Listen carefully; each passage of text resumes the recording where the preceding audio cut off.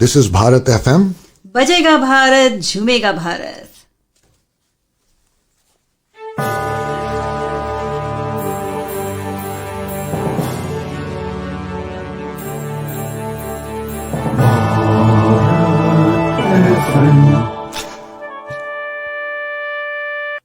ये है भारत FM. बजेगा Bharat झूमेगा Bharat.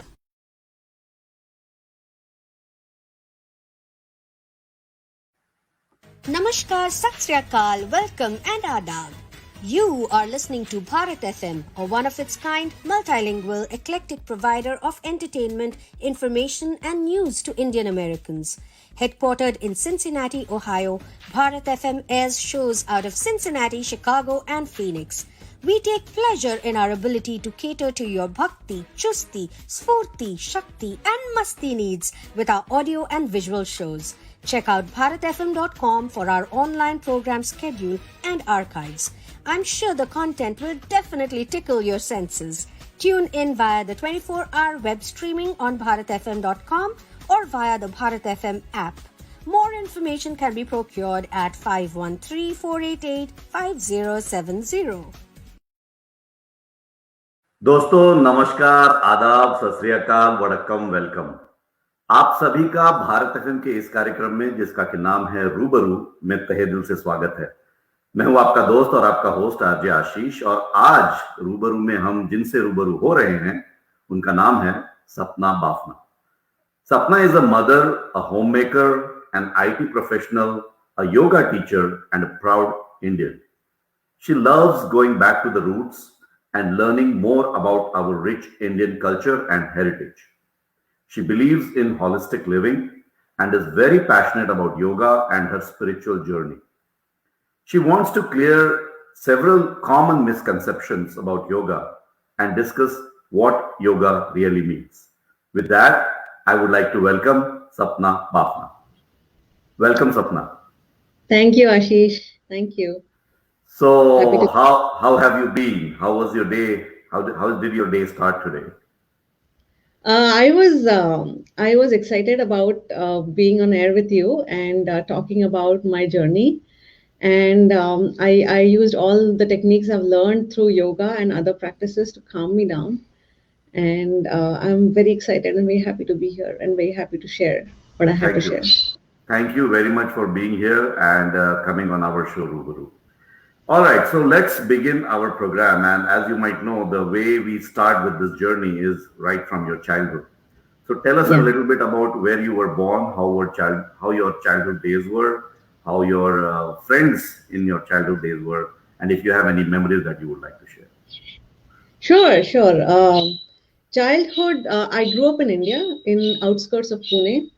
And I grew up in a very conservative Marwadi Jain family. So that speaks a lot, I guess, to itself.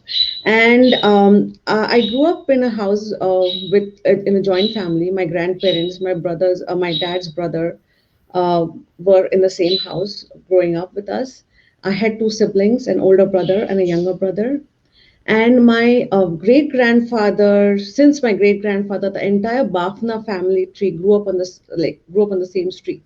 So there were several Bafna homes on the same street I lived, and growing up, home was the whole town, the whole street, pretty much, and not necessarily just my home. Values and culture were at the front and center. There were strong Jain cultural values, and it was all about: are you respecting the elders? Are you doing the right things? Are you being obedient? So the focus was on cultural values more than anything else. And we had mountains in our backyard and rice fields, and it was more a country-like setting. We had access to good convent school, but there were no movie theaters or restaurants or anything else.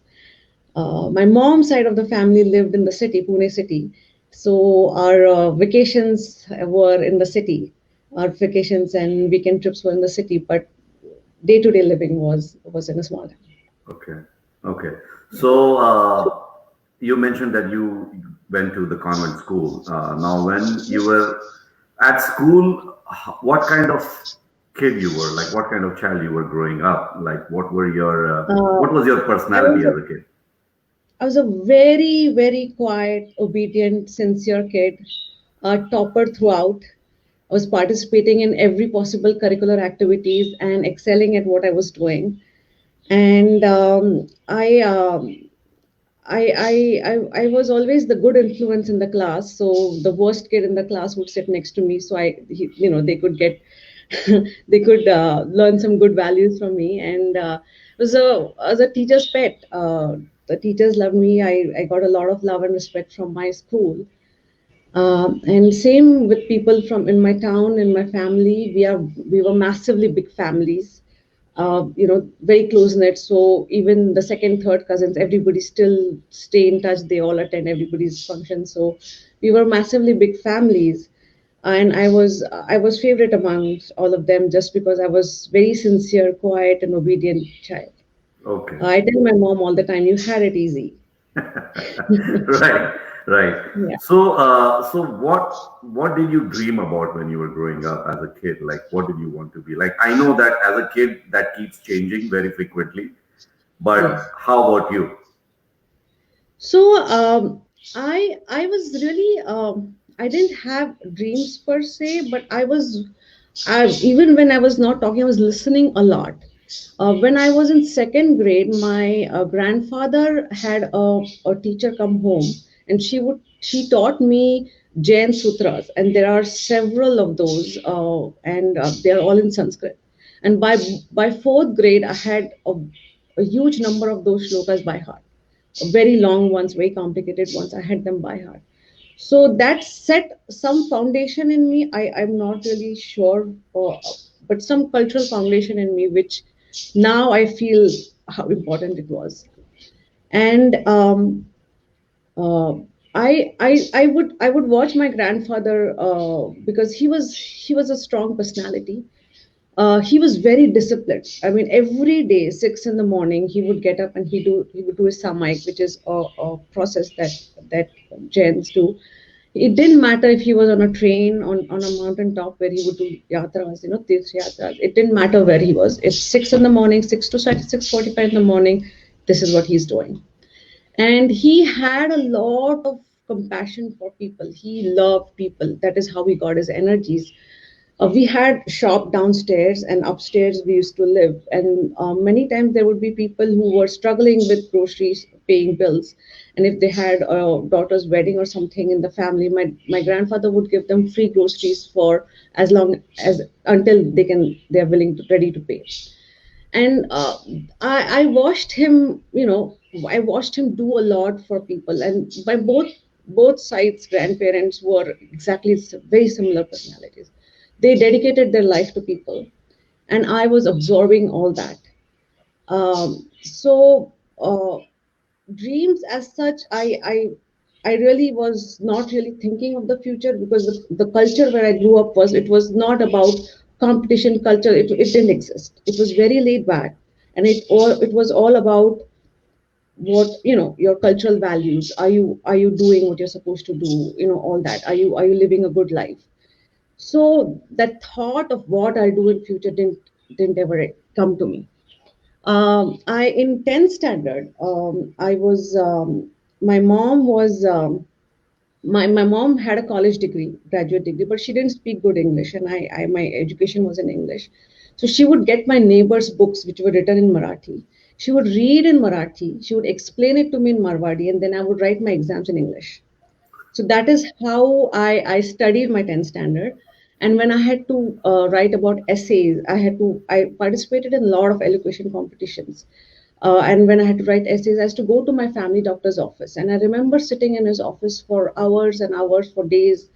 So growing up, I used to spend a lot of time in his office, and he would be in and out with his patients, and he would give me tips as to what to write, how to write. He was a walking, talking encyclopedia. He just knew. He was a well-read man, and he was very talkative. And he treated me like his daughter, and he would give me so much information. He would tell me about everything in life, or he would talk to me about his patients. He would give me tips about how to write about things. And two people in my life, my mom and my family doctor, who was also a family friend, spoke to me a lot constantly. My mom gave me the good, bad, ugly, everything about the society. She would just constantly talk to me. And I was very shy. So I would not talk much, but I would listen. And they didn't give up on me. They just kept talking, kept talking. And in 10th standard, given this, very, very laid back background, I was still in the merit list for SSC board, which is SSC board is across Maharashtra, and they picked the top 50, and I was in the top 50. And that was big for me because I didn't plan for it. I didn't aim for it, but and I had very little resources, and whatever I had, I gave my best, and that filled in so much confidence in me. And at the same time, I got a lot of love and respect from the society, everybody in town, school, across Pune city. And that love, respect, and the courage that I got at that point in life is what I carry forward even today. Even today, when I go through rough phases in my life, I remember that moment, and I remember that joy, and the love and the respect I had, and that pulls me back up. So but then by after 10th standard, I stepped out of the house. I started living in hostels, and I did diploma in computer engineering. I had a gold medal there. I went on to do bachelor's in engineering. So I had also now after 10th, I started seeing the world around me, and um, I had become sort of a rebel because I grew up in a very conservative family, and when I realized that there is so much women can do, girls can do, and then they're not allowed to do. My mom was so talented, so intelligent, but she always spent most of her time in the kitchen. So I there was this rebel in me, and I was very career focused. I wanted to make a career. I wanted to do the best in life, and hence I really worked very hard in my engineering. And I worked in India for 3 years. And obviously, since I got in my late teens, marriage was at the front and center for my family, and I was the more they would push for marriage, the more I was getting, more rebellious I was getting. And they wanted, and I was not against marriage. I know I would like to marry, but then I had my own set ideas by then that, I want to have independence. I want to live life on my own terms. And when they would bring guys to see for arranged marriage, they would ask me to pretend to be nice, to say that I'll do career only if they're okay with it. And I couldn't pretend. And the vibe I gave out was not something a Marwari Jain family would like in their daughter-in-law. So we went through that struggle, but at the same time, I had my eye on doing masters in America, and I was 24, 25 when I started applying for universities in the US. I secretly applied. I was working then. I had some funds with me, which I could. Which I could use. I applied, and I got admits for masters in information systems at University of Cincinnati. And when I got those admits, I took my dad. Then they started asking for financial papers and all that, to secure my admission. Then I took my dad out for dinner, and I told him, "Look, I have the admits, and I want to go." And his first response was, "Don't tell mom," because he loved me crazy, and he supported me in everything I did, all my crazy ideas, whatever I wanted to do in life. He was there to support me. Uh, you know, he was just so nice and so supporting that he's like, I'll help you. He helped me with all the financial documents, papers, and we finally got to a point where it was set in stone. And then we told my mom and my rest of the family. It was my mom took it. Finally, she had to agree with it. For the rest of the family, there was a lot of chaos, and there was a lot of insults my parents had to bear, that your girl is 25 and you're sending her away to America for masters, and you must be out of your mind, sort of a thing. But my parents supported me. They were like, "This is what you want. This is what you do." They had my back, and I came to US to do my masters, which was sort of my ticket to freedom. And I was curious to explore this new world, and learn more. I had this streak to learn, and so even in the teenage years and the 20s, when things were rough, life had started showing its struggles, and there were lots of ups and downs. I resorted to sort of spiritual practices to find my courage, find my peace. And sure enough, every time I went there, every time I practiced a certain practice, spiritual practice, I came out. I came out of it with so much peace, so much calm, and so much courage. So that it stayed with me. It really I did Siddha Samadhi Yoga. I did Vipassana. Vipassana. I don't know if you know more about it, but it is a 10-day course, 10-day residential course. There's a day 0, day 11. And in those 10 days, you're not talking to anyone. There is absolutely no electronic, no book, no communication to anyone. And 8 to 10 hours a day, you meditate. And when I went for that course, I loved it. It was something that that resonated with me.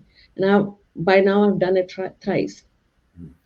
So along the way, when I kept practicing, I kept doing a lot of spiritual practices. Even when I was here for my masters, I did art of living, and over the years I did Isha yoga, and lately I got certified in singing bowls. Got certified in sound healing from a Nad Yoga Guru. I've done Louis Hay courses. Recently, I'm doing EFT, that's emotional freedom technique.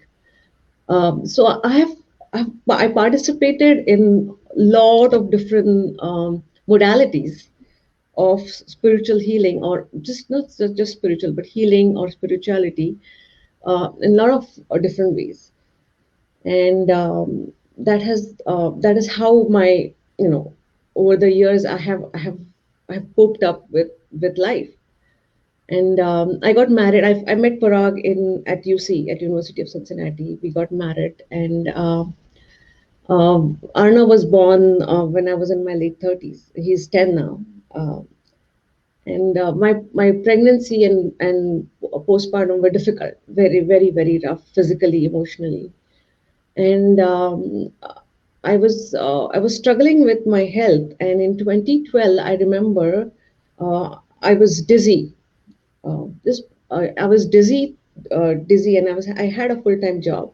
I forgot to mention that right after my masters, I started working with a company called Tanhambi, which is now 8451. I worked there for 10 years. And while I was working there in 2012, I remember Arno was just 1.5, 2 years old. And I was just dizzy constantly every day. And I went to my family doctor, and I asked him what was going on. So for months together, he sent me to every specialist in town, every possible test around the town. I got done, and there was nothing. There was absolutely nothing that came out of any of those tests. And after a few months, I went back to my family doctor and I asked him what's going on. And he said, "Your problem is annoying, not life threatening, and deal with it."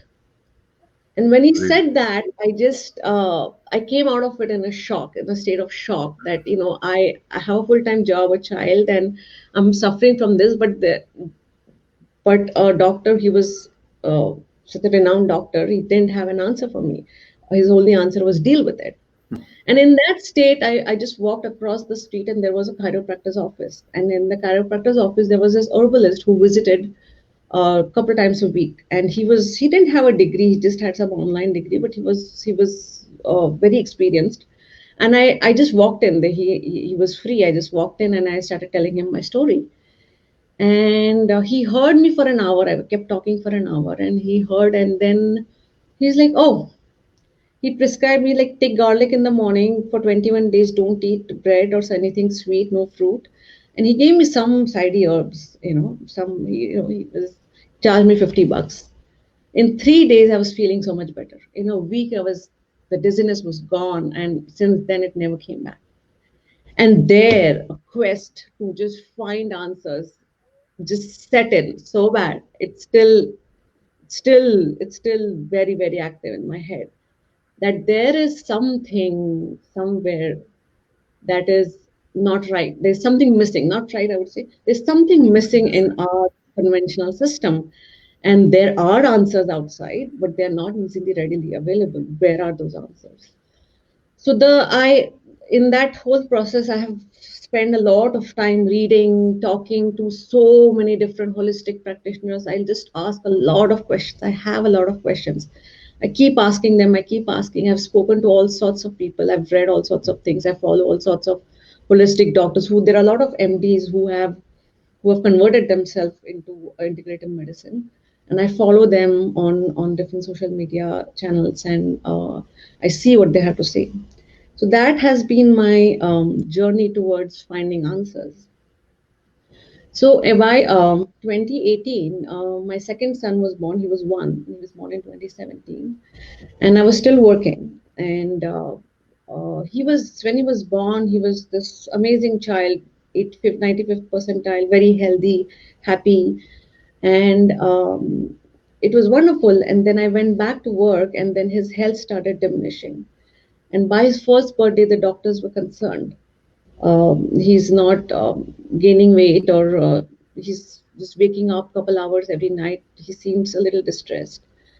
And it was something I couldn't understand what was going on, And at the same time, there was this Medicine Free Life workshop happening in Cincinnati. And the founder of this workshop is from Pune, and our families have known each other for generations.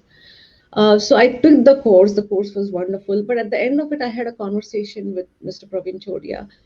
And he put things in perspective that, you a couple years down the road, you can go back to work. That's okay, Just give your time to family, find your peace, find your health, find your energies.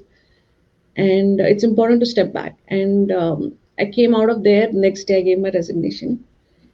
And so before you move on, so as you had mentioned that at one point in time, you got that rebel kind of attitude in life that as a woman, I need to do something in life, and you got career oriented.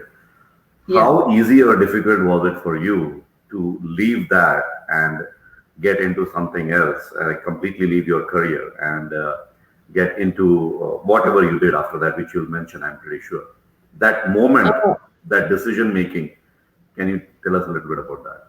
Yes, and I would like to emphasize on that, just because sometimes, these days career focused woman has become a thing, and it is so important. And I am like that. I was like that.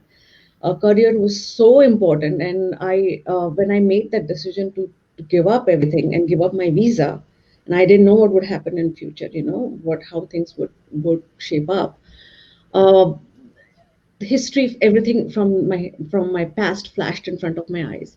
The struggles I put my parents through just because I wanted career, and especially from the kind of background I came, the pain I went through. Arnav pretty much grew up in daycares, because morning to evening he was in some kind of daycare or school. Everything flashed in front of my eyes, and I'm like, I put so much emphasis on career, and I forgot so much. I gave up so much, which was very vital. And I still support women working. It's great, it's fantastic. But gauge for yourself what is right and what is wrong. For me, at that point, it was a stitch in time. My mom would always say, a stitch in time in phase 9. And at that moment, I understood how important it was. And if you feel that your kids are not thriving, especially in a country in America where we live, it is so hard. The social upbringing, like I had my entire street was a family. We don't have that here. There is so much isolation. Just gauge how your how it is. And for me, it was the right answer. It might not be the right answer for everyone. Correct. But for me, it was the right answer. It was a hard, very difficult decision. Very, very difficult. But after I did it, I never regretted even once. Okay. And even like career is one thing, but just being at home with the kids, it can be very taxing. But it's also very rewarding. I mean, the number of hugs and kisses you get from them, it makes up for everything. It Yeah. makes up for everything, and the bond you build with them. And yeah, last 3 years I remember, last 2.5 years, me and my younger one, who was just one then, we spent so much time just walking in our yard. I would sit there and I have a little Zen garden. I'll sit there 1 hour. I'm just feeding him lunch. Very relaxed. We had this summer. We would go out, do stargazing. We would lie under the sky, and we did so many wonderful things. And which there's no comparison. So, So so I have it one was the question right. then. It has been couple of years already now, right? And things are going in the right direction for you, the way you Yes. expected it to go. Say it continues like this. I mean, I'm pretty sure it will for the next couple of years, and you are at a point where you are happy and satisfied with the way your life is going.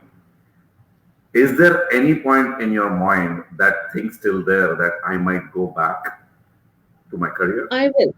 Yeah, Okay, that I will certainly go back okay, because I enjoy the professional life also. There is no doubt about that. And there is a lot the professional life gives you. There are perks of working, and if once the kids are grown up, and it's okay to work. I would like to work. so you would definitely have that in your mind that if you I get a have. chance, everything settles down, you will go back, right? I will go back. Yes, yes, So and now let's come to your passion that you are into right yes, now, right? yeah, yeah. So let's talk about how did that start, and at what point you decided that I need to give more to this passion than what I'm already doing. So when I left my job in 2018, and it was summer, and both the kids were home, and 15 years I had worked straight, and suddenly I'm home with two kids. It was literally it was like that. And then I left because my younger one, Ansh, he was still struggling with eating and sleeping, and I couldn't handle it. So I picked up both the kids and I went to India for 3 months. Okay. I disenrolled Arnav from school. So August to November we were in Wow. India. He didn't do school. He was in second grade, so it was still okay. But where before going, I called up my dad and I asked him that I've been wanting to do yoga teachers training, and I inquired in Cincinnati, but I haven't found anything I like. Why don't you ask people around and see what is available close to home? And my dad, doesn't matter what I ask for, he's there to support me. He was like, he made the phone calls, he did, and he got me in touch with, her name is Rakhi Gugre. She's a distant cousin also, and she herself is a yoga teacher, and she is national gold medalist in yoga. So she was there, front and center of everything, she supported me through the journey. She found me the right people who would help me do intense course, because I was there for a short amount of time. And I did this Government of India certification of yoga teacher. It's under the Ministry of Ayush. Ministry of Ayush is for all the indigenous sciences that India has to offer, which is Ayurveda, yoga, homeopathy, or Siddhi, and all that. So Ayush stands for that. And this certification, I want to talk a little bit about this certification before I go on. Sure. So Honorable Prime Minister Mr. Modi is a very he's a yogi. He practices yoga every day. And when he traveled around the world, he realized that yoga has been butchered.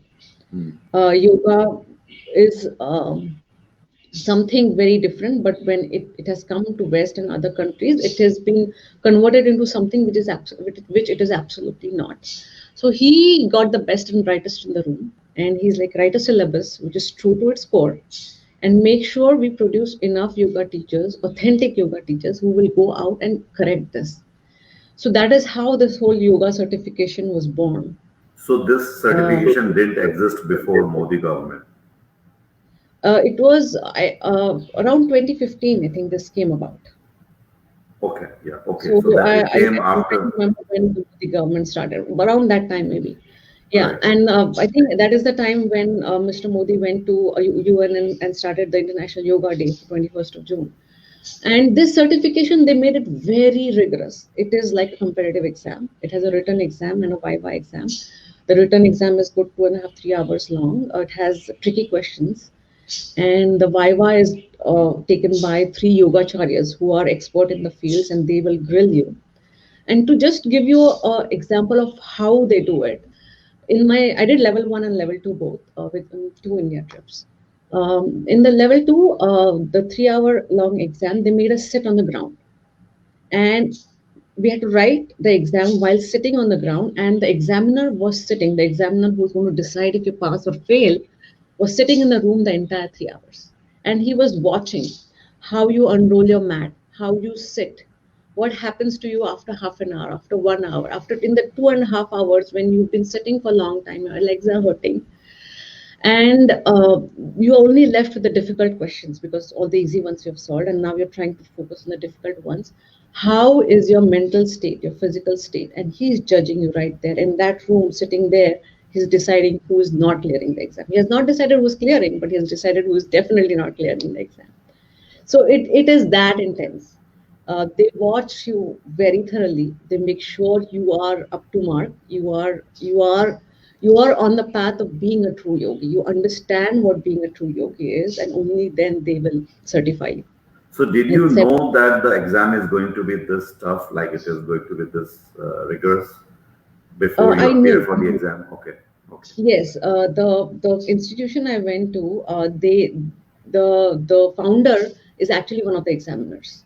I I mean, he see. was not there for my exam for sure, definitely, but he is on the board of examiners. So there are examiner. There's a board of examiners. Only they are allowed to grade these exams. It is like any competitive exam. Okay. It has a third party authorization. It has, it's done very very professionally and systematically. So how did you prepare for this, knowing that it is going to be rigorous? Uh, Oh, how easy or difficult was it for you to prepare for it? it reminded me of my 10th standard, my engineering days. I would study 10 hours, 12 hours a day. Oh my God. And I was in India and I still had both the kids with me, and my parents were there front and center supporting me. But and it's been a while. I left my books. It had been like 12, 14 years since I left. I did my masters. So going back to books, it came easy actually. It was a lot of work, but it came back easy, and I was so passionate about it. Even in the class, in the lecture, so Ansh was still not sleeping, and I used to be, I would not have enough sleep, and when I would go for these classes, it was a long drive rickshaw ride. I would be sitting waiting for the teacher to come, and I would be trying to take a nap why before they come. But as soon as they came, I would be up and I would be in the zone. And for those several hours they taught me one on one just so I can finish in the given time. I would not think of anything but the books. I was so passionate about it that I enjoyed it thoroughly. It was joy, and I could still do it again. Awesome. So it was hard, but it was fun. Good. Okay. Yeah, and So, I am and you thankful mentioned that to. you had to go twice to India to get this complete training. No, so I did the level one in my first trip to India. Okay. And when I came back here, I taught in Summit Park a little bit, and then I went back and I did my level two. I had So there started my are two level. levels. There are three levels in Three Gurukul. levels. Okay. Yeah, and level two is when they certify you as a teacher. First is they call you instructor. The second they call you teacher, and third they call you I forget the name. But there are three Okay. levels. Okay. Yeah. So you have done two levels. You need to. Are you Yes. intending to do? I'm pretty sure you might be. Yes, yeah. It's a lot. You have to know the entire Bhagavad Gita, entire Patanjali Sutra. Entire It's Bhagavad Gita. You need to know yeah, that is entire just Bhagavad one part Gita. of it. Yeah, that is just one small portion of it. There is so much entire anatomy, physiology, all the everything in detail about asana, yoga therapy. There is so much to it, and it will take years for me to learn all that. And but I intend to. I would love to, and it would be a dream come true. I can already see your passion. I know that you will. Knock on the wood. Fingers Yeah. crossed. Okay. So you got your level two done. You became a teacher, and you came back. And then what? I have been teaching online since the pandemic started. Before I did my level two, I was teaching in Summit Park, and I want to speak about this incident.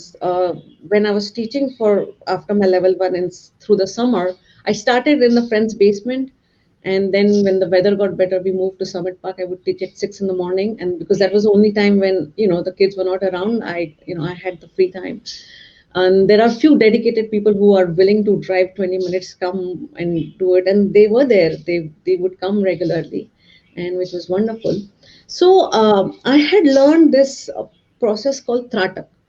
In yoga, there are shatakarmas, 6 karmas, which are meant to cleanse different parts of your body, and tratak is for the eyes. And in Tratak, I remember when I studied so much, I had studied so many details. Tratak can resolve every possible disease of the eye. And one of the in Tratak, you stare at either a candle or a red ball or the sun, the orange sun, not the bright yellow sun, the orange sun, and you stare without blinking until water comes out of your eyes. And I had also learned about sun gazing in the Medicine Free Life workshop that I did. So and I was excited about it. So when in summer when I was teaching, when I was about by 6:45 the sun would come up, and Summit Park is nice and open. We would see the sun, and when it was still orange, I would make everybody's gaze at the sun, and I would stand too with a lot of passion, and I would be gazing at the sun. So, and in Cincinnati, it's not sunny all the time. So there were I got still quite a few days in summer where I could do the sun gazing for just 10-15 minutes. And then that December, I went to my eye doctor because I was running out of contacts. And I'm like, I want to do the eye exam again because I need a refill for contacts. And he checked my eyes and he's like, you don't have power. I'm like, what do you mean? You must be joking. Last 15 years, I've been using contacts and glasses. Check again. There's something wrong with your system. And he checked again. He checked again, and he's like, "No, ma'am, there are no contact lenses of this power available because it is too low a number, and you don't need glasses." And I didn't understand. I came out, and then I was thinking. I was like, "Oh, the entire summer I did Tratak, and in the text it says that it cures anything with the eye." And that really, the belief that what is written in the text is so true. It just you know it it occurred to me that all this that has been written in the text is so wonderful, and it So is you don't true. have contacts anymore? No, I don't have contacts Wow. anymore. But I want to call out this word of caution, that I did it because I had enough knowledge about it. This is not something you do without, just by yourself. You This have the should be right understood. teacher. You have the right teacher to do it. Huh? Yeah. So you need to have a right teacher under whose guidance Yeah, you do yeah, it. yeah. But it's a lot of such things which a lot of such experiences that I've had emotionally, physically. My back issues were gone, and uh, that really made my resolve in yoga very strong. And the other thing is, yoga is it's for everyone. It has, if you see, it's very secular. It fits in every belief system, and it has defined every aspect of human being, every single thing, your physical being, your emotional, mental, psychological, spiritual, every single aspect of life, how you eat, how you think, how you deal with other people, how do you resolve your own emotions. There is just every single aspect of human being is so scientifically and so systematically brought to you that Okay. yeah that it is something I would like to pursue, and it is something I would like to share with other people. So basic question, and this is something that maybe I'm the only one who has this question. I have seen people in India call it yog, whereas when you write Yes. it in English, you call it yoga. So So, I was going to get to this, okay. and I was going to get to this. A good segue. Um It is not yoga, it is yoga. How karma became karma in the West, yoga Yes. became yoga, and then it caught on. If I had said yoga in any of my viva even once, they would fail me right there. Right. Exactly. So That's what I thought. I started saying yoga, and I was going to at one point explain this and then go to yoga, but it is yoga. And it was another responsibility that my gurus bestowed on me, that teach everyone it is called yoga. It is not called yoga. So I was about to tell you that is it possible for people like us, you and me, who strongly believe that it should be called yoga, and instead of calling it yoga, we at least start that trend where we always call it yoga, so that other people also believe in that and they start calling, because somewhere somebody has to start that, right? Let's do it. You have a public platform, and I there is am going to no do better that. time to start. Let's start it now, because All right. yeah, we'll call it yoga from now. And if I Yes, call we'll. yoga, then Yeah, same here. If I call it yoga, then you let me know. Okay, so moving on, as you mentioned that yoga is all about doing it right. Just doing yoga does not mean that it is going to help you or it is going to benefit you. Doing it right is what matters. Now, doing it right is something that depends on the teacher as well, right? And yeah, the teacher knowing the right way of doing it as well. What yeah, happens is, I have seen in my personal experience, you have a room full of people coming in and doing yoga, and the teacher is not able to focus or concentrate on everybody, whether they are doing it right or not. And I feel that gets to the point where you are doing it on a daily basis for a long time, but not getting anything out of it. How do you handle those kind of situations in your current ways of teaching people? excellent question. And I'm going to demonstrate this now. Here. So now there is one teacher in the class, and there are several students. And I'm going to walk through the entire spectrum of yogis, worst to best. And you will know for yourself how this works. Okay. Now the teacher has come in and she gave a simple instruction: your hands in front, elbows straight, with breath and awareness, three circles clockwise with your wrist, only your wrist moves, and three anti-clockwise. Okay, these are the instructions given. The first student, the first student comes and he's like, "ये क्या yoga है? मैं तो शीर्षासन Yoga, करता yoga, हूँ." योग है, yeah, योग है. ये क्या योग है? See, the student doesn't know about the yoga, right? that's Student true. के हिसाब Right. ये क्या योग है? मैं तो शीर्षासन कर सकता हूँ. So this person has a lot of ego, right? Where ego ends, spirituality starts. Starts. So until you hold on to your ego, I'm this, my name is this, I'm this tall, I work here, I earn so much, I have so many kids. When the I is in the picture, you can't do anything spiritual. It hinders. Right. Okay, so this is the first yogi, this end of the spectrum. The second student has gratitude. Oh, I found a teacher close to my home, and I'm able to attend this class. I found the time to attend the class. Has a sense of gratitude in the heart, but comes and does mechanically just the wrist circles. Okay. The gratitude is where the needle shifts. When you have that gratitude in the heart, the attitude of gratitude is where the needle shifts, and you get into the yogi zone. But then the pose was done very mechanically. There was no thought in that. So this is slightly better, but still on this side of the spectrum. Now the third student comes in, has gratitude. So progressively everybody will have what the previous one had and more. The third student has gratitude, but is holding straight with elbows straight and doing it with breath. So when you half circle inhale, half circle exhale. So beginner yogi uses breath in everything he or she does. Now the fourth student comes in, does what the third one is doing, and is also aware of the wrist joint. The intermediate yogi has awareness. Where awareness goes, where attention goes, energy flows.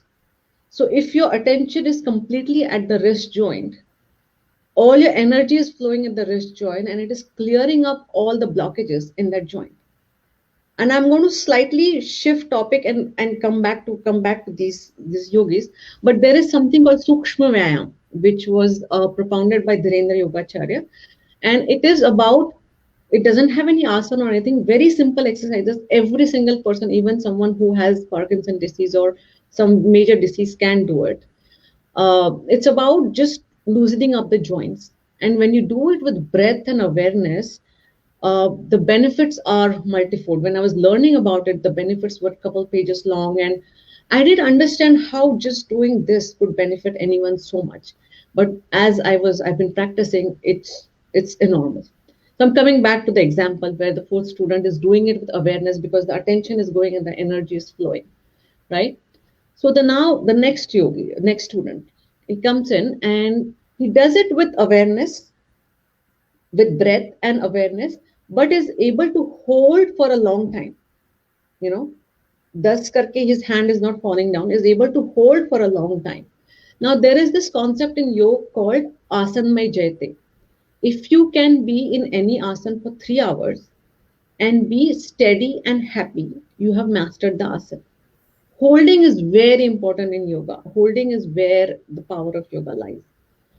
I'm going to again shift a little bit and come back to the next student. So Patanjali is the father of yoga, not the Patanjali from there. That is, that is just a brand. Patanjali, Maharshi Patanjali is the father of yoga, and he compiled yoga.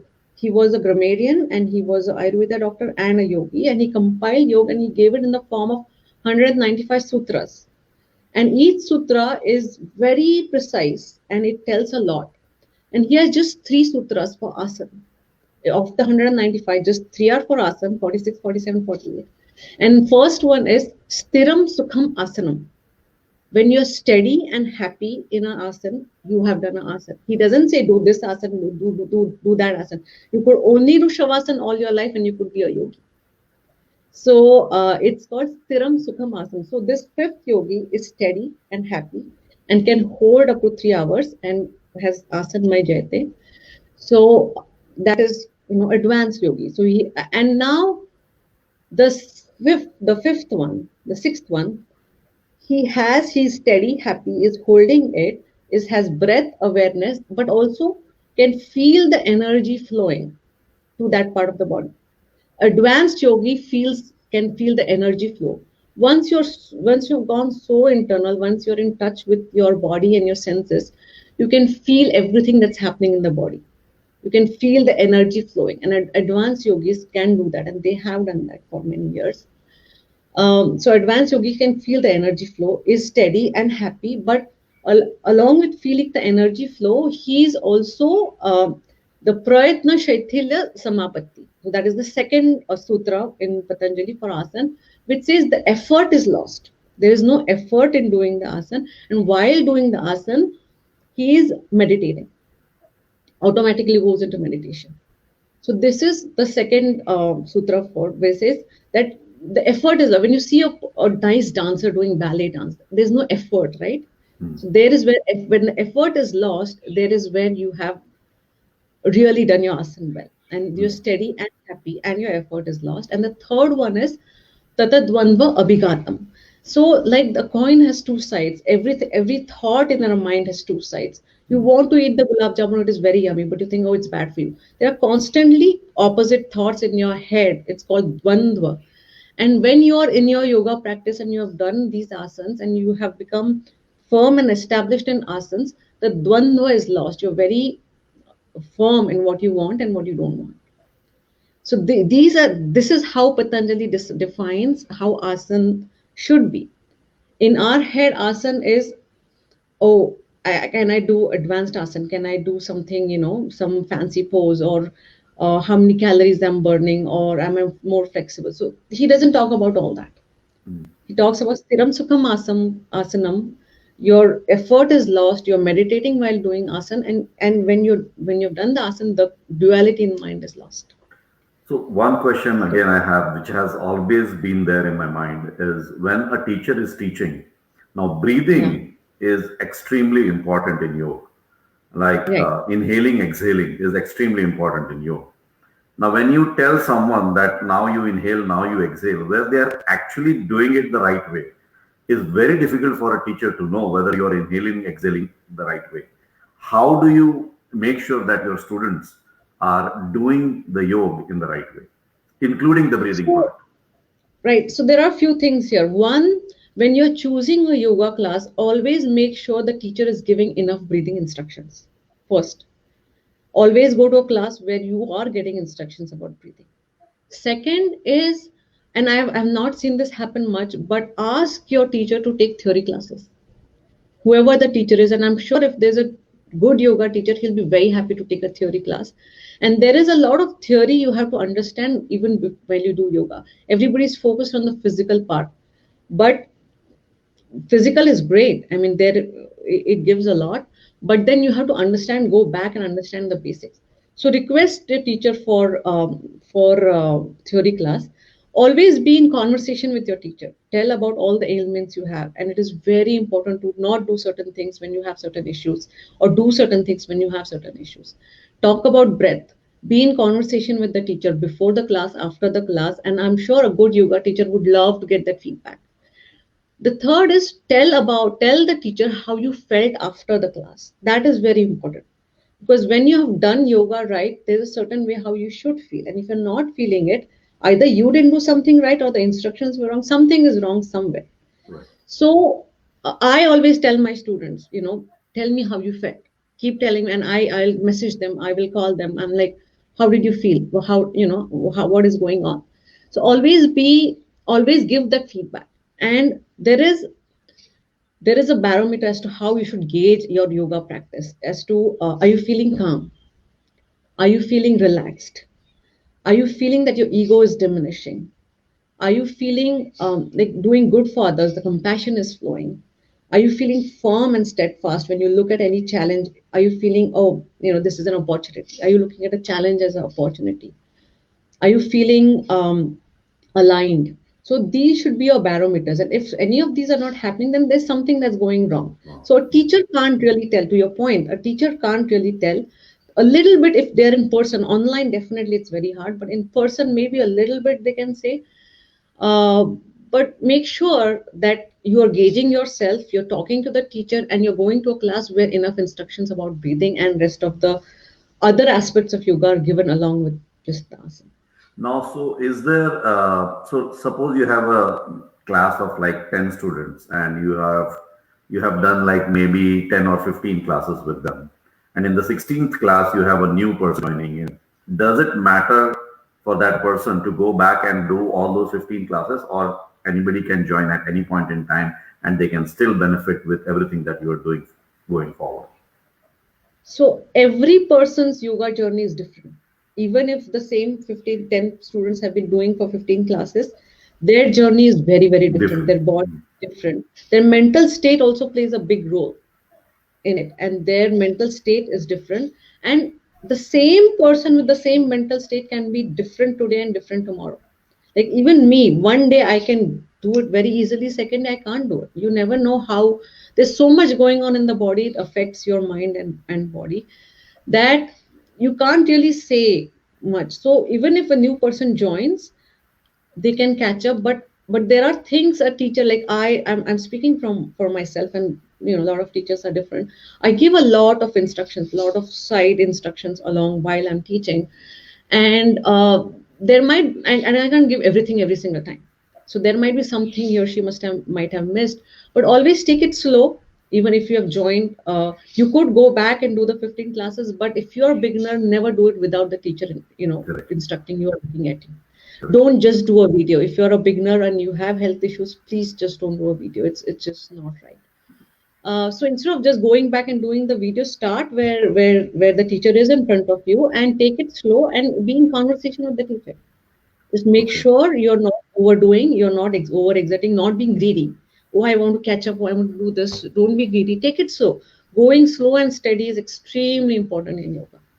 So in these difficult times, in this during pandemic where everybody is doing everything online, how has that experience been for you? And what are the challenges that you have faced? I mean, obviously, yoga is something where it helps if you have your students right in front of you doing it, where you Yeah. can actually see them doing it. But when you're doing it online, that kind of becomes a challenge. So, how has that experience been for you, and how you have tackled those challenges that have come from that?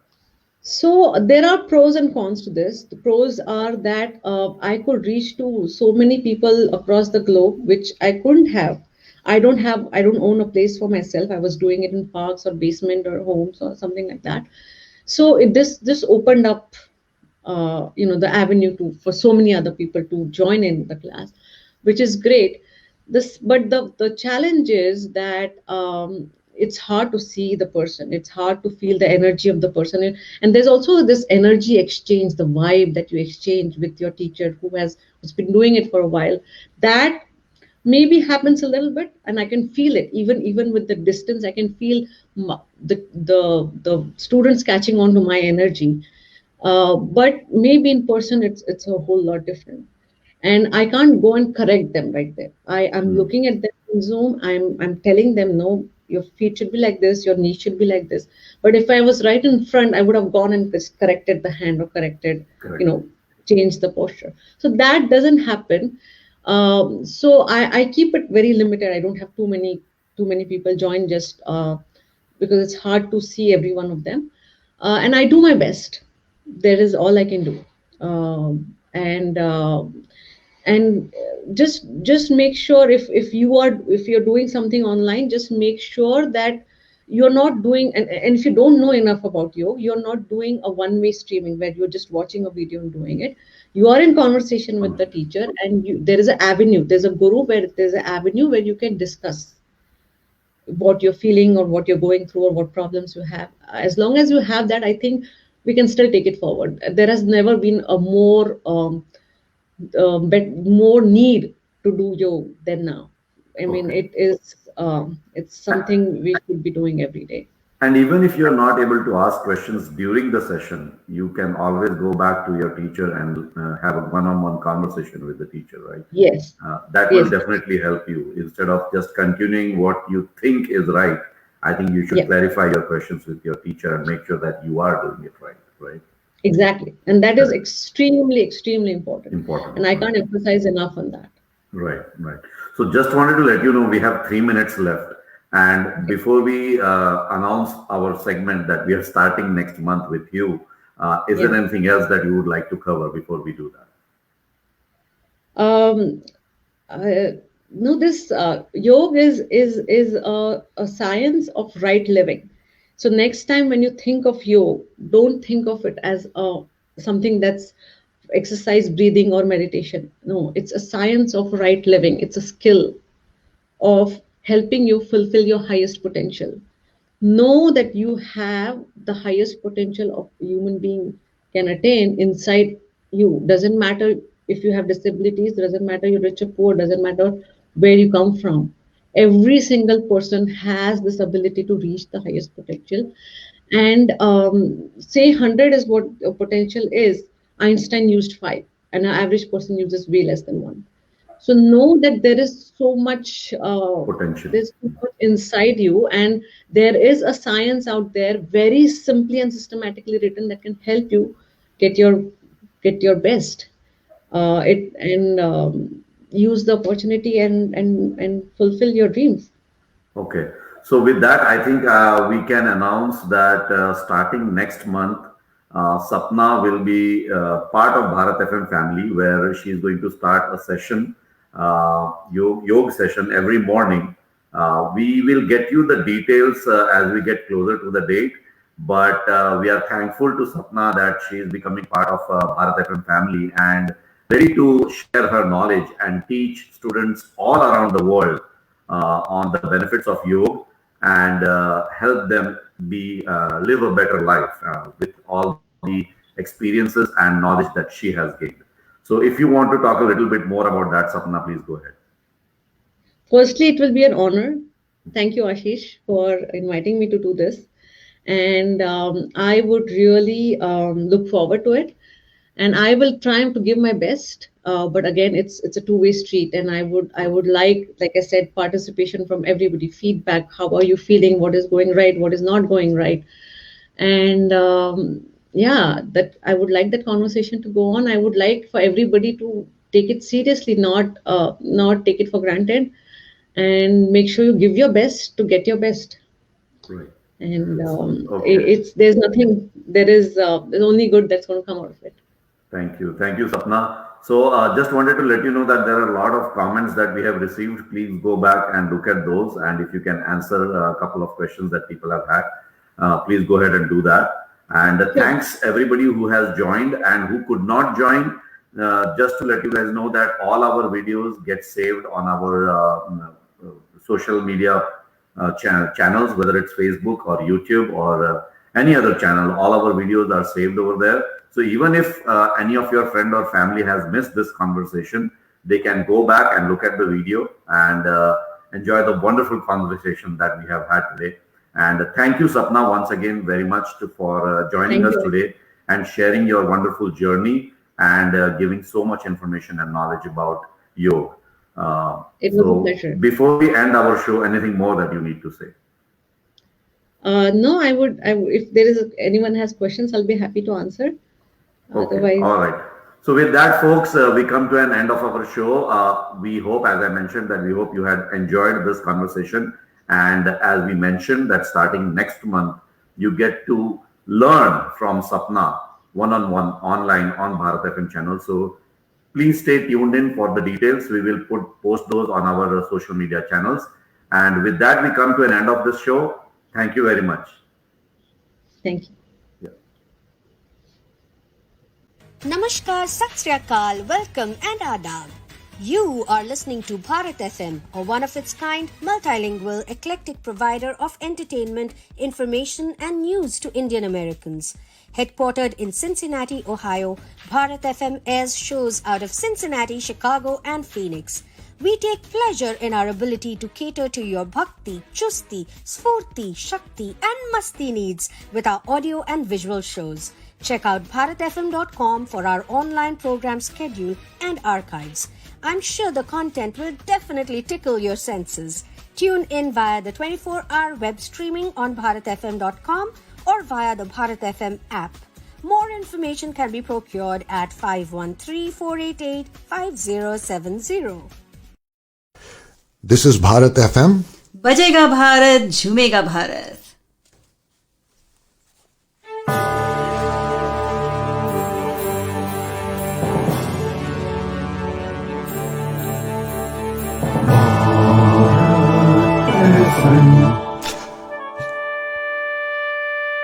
ये है Bharat FM. बजेगा भारत झूमेगा भारत.